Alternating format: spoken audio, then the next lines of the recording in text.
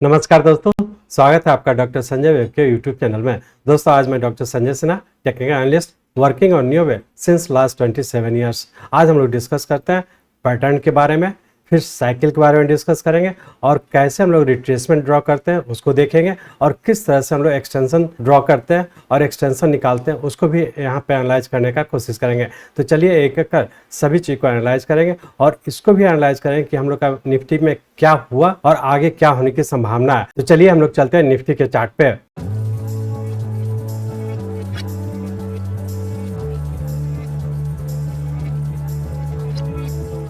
ये हम लोग का निफ्टी का डेली चार्ट है और इस डेली चार्ट में जैसा हम लोग देख रहे थे कि हम लोग का जो टॉप बना था 1 दिसंबर 2022 को और यहाँ से हम लोग का शॉर्ट टर्म का करेक्टिव फॉल था जो कि हम लोग का 16,913 के पास पूरा करके और फिर से यहाँ पे राइजिंग ट्रेंड स्टार्ट हुआ था। तो इस तरह से हम लोग कह सकते हैं कि यहाँ से जो एक शॉर्ट टर्म का करेक्टिव फॉल था वो पूरा करके और फिर से वेरी शॉर्ट टर्म और मीडियम टर्म सारे टाइम फ्रेम का राइजिंग ट्रेंड स्टार्ट हो चुका है। तब इसमें हम लोग देखेंगे कि ये जो हम लोग का स्टार्ट हुआ यहाँ पे जो हम लोग का करेक्शन पूरा करके फिर से जो ऊपर की ओर स्टार्ट हुआ वो किस पैटर्न में हुआ, जिसे हम लोग पिछले वीक भी डिस्कस किए थे। तो उसे ही हम लोग कंटिन्यू करते हुए आगे की ओर बढ़ते हैं। तो अब चलिए हम लोग इतने पॉइंट को हम लोग देखेंगे कि यहाँ पे किस तरह से फर्स्ट का फॉर्मेशन हुआ और सेकेंड वेव और किस तरह से हम लोग फिर से ऊपर कंटिन्यू कर चुके हैं। तो अब चलिए इस डेली चार्ट को हम लोग कन्वर्ट करते हैं आवरली चार्ट में। ये हम लोग का निफ्टी का आवरली चार्ट है और इस आवरली चार्ट में देख पा रहे थे कि हम लोग का यहाँ पे यदि आवरली चार्ट में देखते हैं तो हम लोग का एक्स वेव था जो कि यहाँ से हम लोग का एक फ्रेश करेक्टिव फॉल था जिसका कि फिफ्थ वेव हम लोग का यहाँ पे पूरा हुआ था और जिसमें कि हम लोग ये डिस्कस किए थे कि फिफ्थ वेव है जो कि फेल्योर के फॉर्म में कंप्लीट किया था और यहाँ से फिर से ऊपर कंटिन्यू कर चुका था। तो अब हम लोग ऐसा कह सकते हैं कि यहाँ से हम लोग का ये 0 पॉइंट हुआ और इस 0 पॉइंट से जो कि हमारा 28 मार्च 2023 को पूरा करके जहाँ पे कि 16,913 के पास पूरा किया था और इसके बाद यहाँ से 1, 2, 3, 4 और 5 वेव के फॉर्म में पूरा करके जो 17 अप्रैल 2023 को पूरा किया 17,863 के पास और इसके बाद यहाँ से एक इम्पल्स वेव फॉर्म कंप्लीट करके जो हम लोग का 9 डेज का था और इसका जो डिफरेंस था रफली 950 पॉइंट का था और इसके बाद हम लोग यहाँ से फिर एक करेक्टिव फॉल में इंटर कर चुके थे जो कि हम लोग यहाँ पे डिस्कस किए थे कि हम लोग का जिगजैग पैटर्न में यहाँ पे पूरा किया जिसमें कि आप लोग के पिछले बुलेटिन में डिस्कस किए थे कि 17,500 के पास पूरा होने की संभावना था। तो अब हम लोग यहाँ पे देखेंगे कि क्यों हम लोग ऐसा डिस्कस किए थे कि हम लोग का ये फर्स्ट वेव कंप्लीट किया और सेकंड वेव हम लोग का 17,500 के पास पूरा होने की संभावना है। तो इसलिए हम लोग पिछले वीक में जो डिस्कस किए थे उसमें हम लोग ऐसा कहे थे कि हम लोग का यहाँ से जो राइज हुआ ये 5 वेव में जो हुआ था उसका सबऑर्डिनेट वेव ये फिफ्थ वेव जो हम लोग का यहाँ पे फर्स्ट, थर्ड और ये फिफ्थ वेव था उसका subordinate wave fifth wave extended था। और जैसा कि आप लोग को एडवांस कोर्स में आप लोग को बताया है कि हम लोग का सबऑर्डिनेट वेव फिफ्थ वेव जब भी एक्सटेंड करता है तो उसके बाद का जो करेक्शन होता है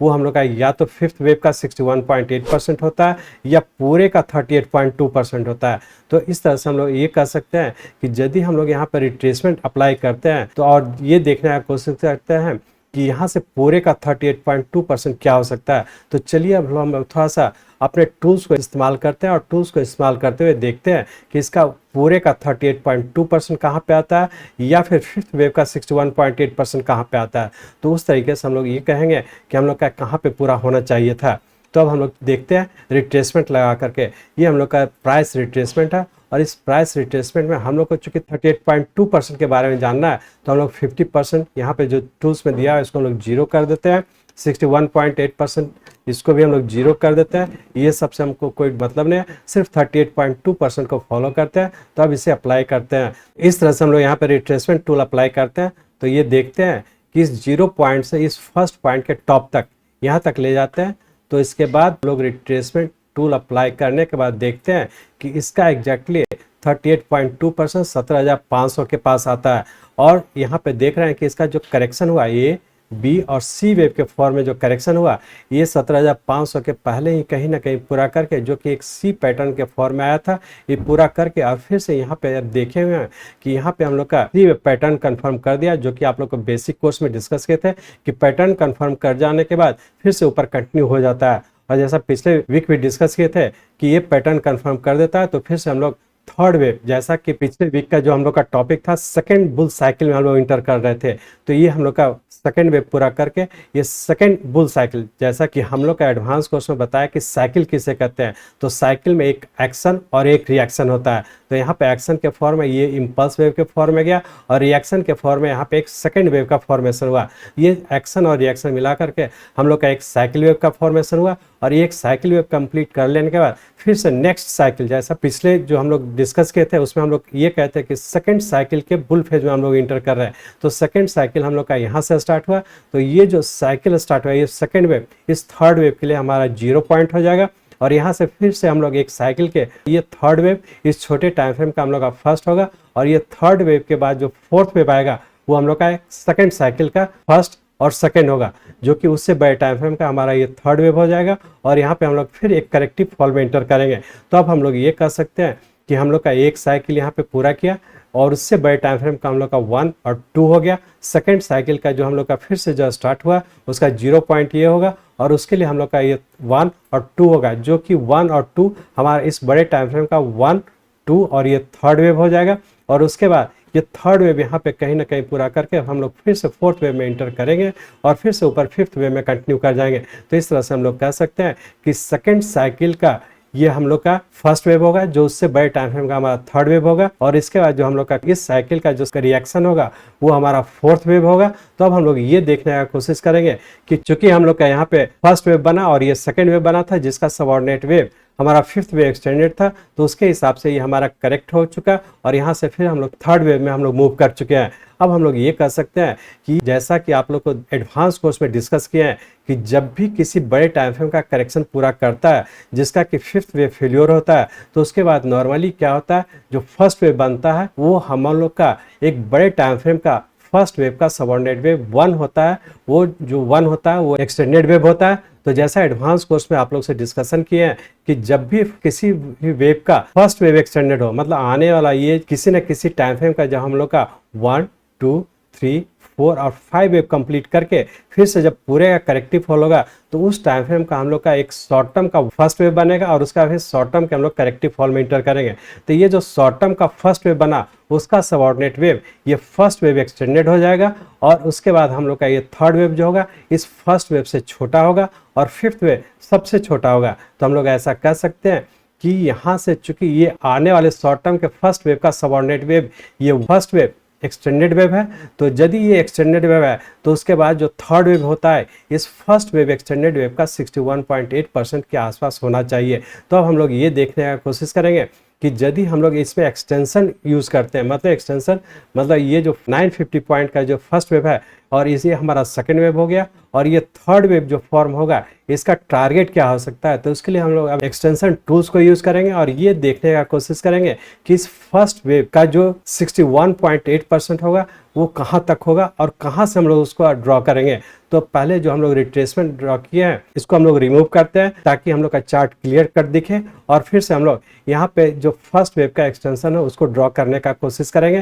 कि थर्ड वेव के फॉर्म में कहाँ तक जाने की संभावना है। तो पहले हम लोग इसे रिमूव करते हैं और उसका फिर एक्सटेंशन टूल्स को हम लोग अप्लाई करेंगे। तो यहाँ पे हम लोग एक्सटेंशन टूल्स को ले रहे हैं और एक्सटेंशन टूल में हमें सिर्फ 61.8% जो फिबोनाची रेशियो है उसको हम अप्लाई करें तो 38.2% को हम लोग 0 कर देते हैं और 50% को भी हम लोग 0 कर देते हैं और 61.8% को सिर्फ रखते हैं। तो इस तरह से हम लोग इसको अप्लाई करते हैं। तो इस पॉइंट को ये हमारा 0 पॉइंट हो गया। इस 0 पॉइंट से हम लोग ड्रॉ करते हैं, इसका हम लोग का फर्स्ट वेव का हम लोग का एक्सटेंशन निकालना है। तो इस फर्स्ट वेव का इस 0 पॉइंट से लेके फर्स्ट पॉइंट के टॉप तक के इसको ले जाएंगे और उसके बाद हम लोग किसमें ऐड करेंगे, तो ये फर्स्ट वेव का जो हम लोग का टॉप है वहां से इसका हम लोग एक्सटेंशन निकालेंगे, लेकिन उसका एक्सटेंशन इस सेकंड पॉइंट से हम लोग लेंगे। मतलब ये 0 पॉइंट से हमारा फर्स्ट वेव का 61.8% कहाँ तक है, तो यहाँ पर ला करके हम लोग क्लिक कर देंगे और उसके बाद देखते हैं कि क्या होता है। इस तरह से हम लोग देखें कि हमारा ये थर्ड वेव का जो टारगेट निकल रहा है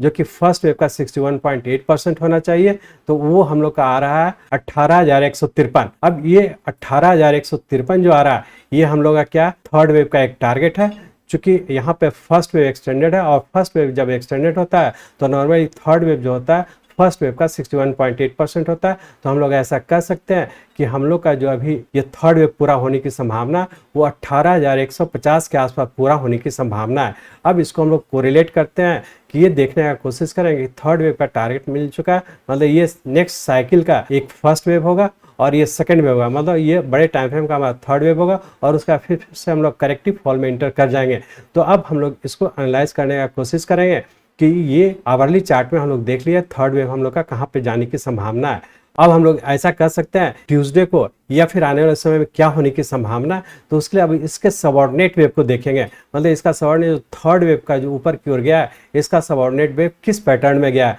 तो अब इस आवरली चार्ट को हम लोग कन्वर्ट करते हैं 50 मिनट्स चार्ट्स में। अब इस 50 मिनट्स चार्ट्स में हम लोग देख पा रहे हैं कि यहाँ से जो राइज हुआ ये हम लोग का 1, मतलब इस पॉइंट पे हमारा 1 हुआ और उसका फिर हमारा ए बी और सी वेव के फॉर्म में ये हमारा सेकेंड वेव का फॉर्मेशन हुआ और इसके बाद यहाँ से हमारा ये थर्ड वेव का फॉर्मेशन हुआ और ये फोर्थ। यदि हम लोग यहाँ पे 0 टू ट्रेंड लाइन ड्रॉ करते हैं तो इस 15 मिनट चार्ट्स में हमारा ये सेकेंड वेव ये हो जाएगा, इसका फर्स्ट वेव यहाँ पे हुआ और ये थर्ड वेव यहाँ पे हुआ और 2-4 ट्रेंड लाइन को हम लोग ड्रॉ करते हैं तो इस पॉइंट को टच करेगा तो हमारा ये फोर्थ वेव ये हो जाएगा और हम लोग फिफ्थ वेव में कंटिन्यू हो चुके हैं और फिफ्थ वेव के पास कहीं ना कहीं ऊपर पूरा होने की संभावना है। यदि हम लोग ये देखेंगे तो इसका सबऑर्डिनेट वेव हमारा फर्स्ट वेव स्मॉलेस्ट वेव है, थर्ड वेव फर्स्ट वेव से बड़ा है और फिफ्थ वेव हो सकता है कि या तो फर्स्ट वेव के बराबर होगा या थर्ड वेव से कहीं ना कहीं उसके आसपास होने की संभावना है। तो दोनों तरह से हम लोग यदि इसको एनालाइज करते हैं तो आवरली चार्ट में देखें कि हम लोग का 18,150 के आसपास पूरा होने की संभावना है।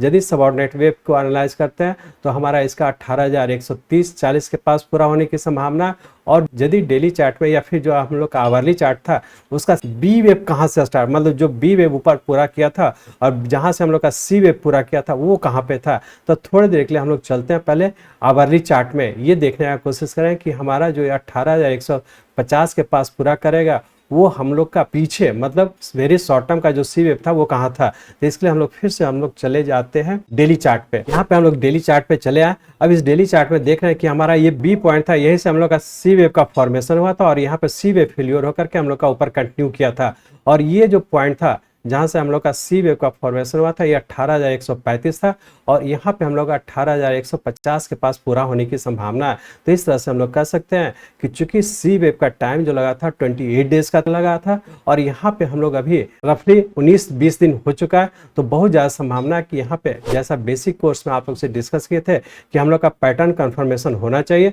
तो बहुत ज़्यादा संभावना है कि चूंकि तो इसमें जो सी वेव बनने में जो टाइम लगा था 28 डेज का टाइम लगा और यहाँ पे हम लोग 28 डेज से पहले हम लोग का ये जीरो बी ट्रेंड लाइन को ब्रेक किया और उसके बाद इसके 100% को भी रिट्रेस कर चुका है। तो इस तरह से हम लोग कह सकते हैं कि हम लोग का पैटर्न कंफर्मेशन भी हो जाएगा। और पहले भी पिछले 2 वीडियो में आप लोग से डिस्कस किए थे कि हम लोग जब इस पॉइंट पे थे आप लोग से डिस्कस किए थे कि हम लोग का वेरी शॉर्ट टर्म और मीडियम टर्म सारे टाइम फ्रेम का राइजिंग ट्रेंड था और जिसके लिए हम लोग आप लोग से डिस्कस किए थे कि हम लोग का ये स्टॉप लॉस जो होगा ये जो चूंकि हम लोग का 16,913 स्टार्टिंग पॉइंट था और यही स्टार्टिंग पॉइंट सभी टाइम फ्रेम का हम लोग का स्टॉप लॉस था और सारे टाइम फ्रेम का हम लोग राइजिंग ट्रेंड में इंटर कर चुके थे और उसी रास्ते में हम लोग अभी भी कंटिन्यू है। तो अब हम लोग यहाँ पे ये कह सकते हैं कि हम लोग का जो इसका फर्स्ट, सेकेंड और थर्ड वेव था और ये थर्ड वेव कहीं ना कहीं 18,150 या 18,130 से लेके 50 के पीस पूरा करके और फिर से नीचे फोर्थ वेव में इंटर होने की संभावना है। तो अब हम लोग थोड़ा सा फिर से 15 मिनट चार्ट्स में चले आते हैं। हम लोग फिर से 15 मिनट चार्ट्स पे चले आए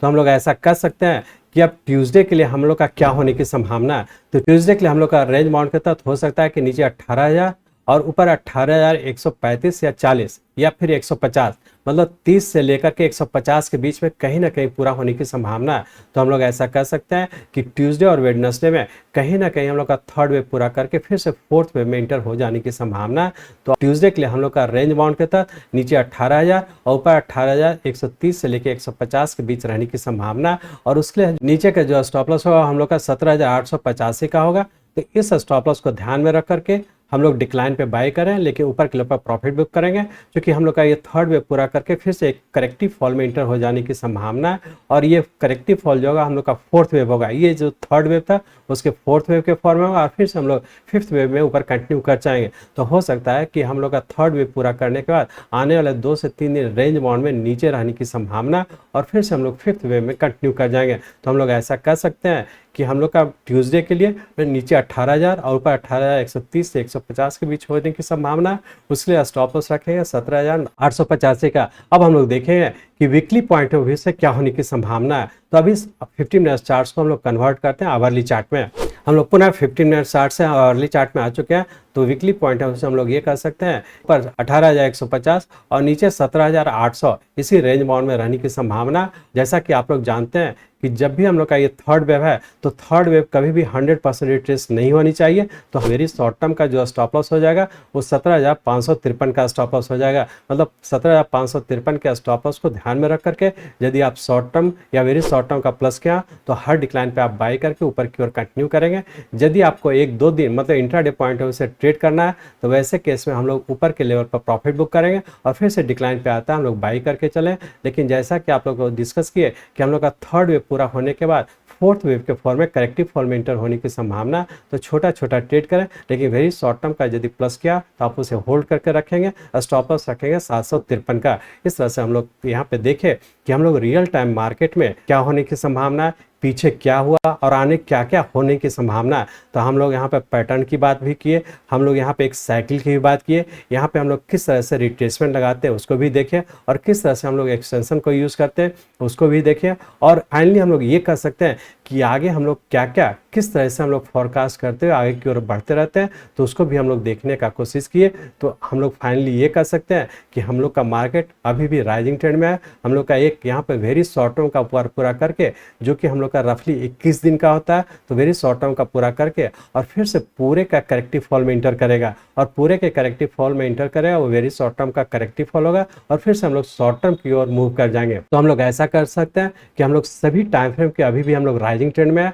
हर डिक्लाइन पे बाई करेंगे। हाँ, इंट्राडे में हो सकता है कि छोटे से रेंज बाउंड में आता है तो वैसे शॉर्ट कर सकते हैं, लेकिन ध्यान रखेंगे यदि शॉर्ट करते हैं तो छोटे छोटे टाइम फ्रेम मतलब 1 घंटे का आधे घंटे का करें, लेकिन ऊपर टारगेट मीट होने के बाद यदि छोटे टाइम फ्रेम में कन्फर्म करता है तभी शॉर्ट करेंगे। लेकिन कभी भी एग्रेसिव होकर के किसी बड़े टाइम फ्रेम का ना ही वेरी शॉर्ट टर्म का शॉर्ट पोजिशन बनाने की कोशिश करें, ना ही शॉर्ट टर्म का शॉर्ट पोजिशन बनाने की कोशिश करें और ना ही मीडियम टर्म का शॉर्ट पोजिशन बनाने की कोशिश करें। तो सभी टाइम फ्रेम में चूंकि हम लोग का राइजिंग ट्रेंड में तो हर डिक्लाइन पे बाय करके जिसका डिफरेंट स्टॉप लॉस है उसको फॉलो करते हुए ट्रेड करने का कोशिश करेंगे। मैं चाहता हूं मेरे जीवन का लक्ष्य है इस मार्केट में कोई भी लूजर ना हो। इसको आप सीखें, लोगों को सिखाएं, लोगों को मदद करिए। हमारे साथ जुड़े रहने के लिए, आज के वीडियो को ध्यानपूर्वक अटेंड करने के लिए, इसे दूसरों तक पहुंचाने के लिए आप सबका बहुत बहुत धन्यवाद। जय हिंद।